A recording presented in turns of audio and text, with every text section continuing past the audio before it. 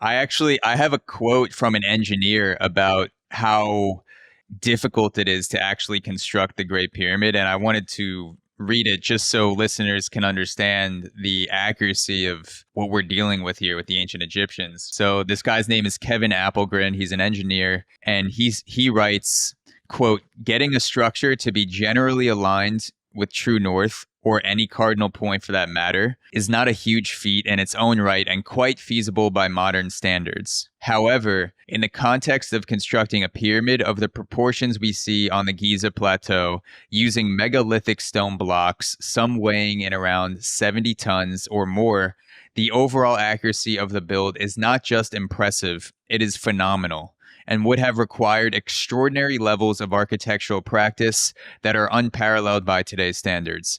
The cardinal alignment is within 0.05 degrees north-south, over a base width equaling 2 rugby fields, and the base on which the pyramid is constructed is flat to a level that could only be achieved in modern day by using laser technology. In fact, the Great Pyramid is still to this day the most precisely oriented building in this world."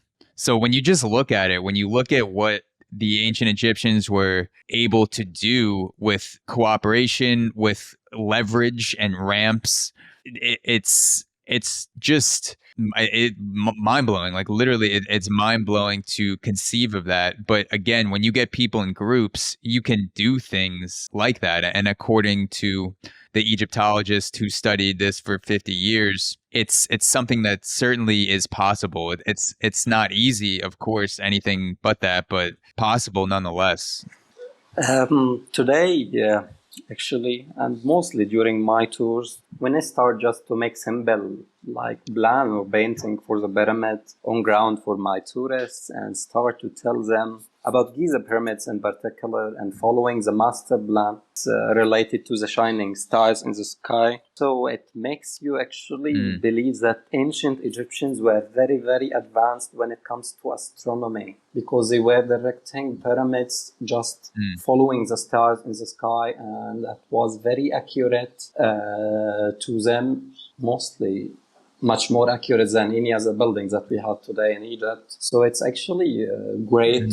I don't believe in the general master plan story, like telling if you connected all pyramids together on a map, they will shape a human body on sky, and this human body representing Osiris, the god of death. So the pyramids were all built, to follow Osiris. What's the master plan again? The master plan is if you connect all the pyramids, it will form the god of Osiris. Some people believe in that, actually. Believe all of Egyptian pyramids that we have discovered so far, the 118, if you painted them like dots on map and started to connecting them together, the final shape of connecting those points on the map will make a human shape on the sky. So ancient Egyptians choosing locations of each pyramid based on that master plan.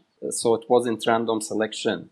I believe in just maybe the main or master plan, which is the Giza pyramids were very accurate, following shining stars, especially the northern shining star in sky, but not the greater master plan, because you can make a different painting as well with just switching the direction of links between each pyramid and the other. But it's actually a very amazing story, and people can buy it much more than the aliens, because if you try it yourself now, trying to connect all pyramids, it will make you a human being body just like swimming in sky.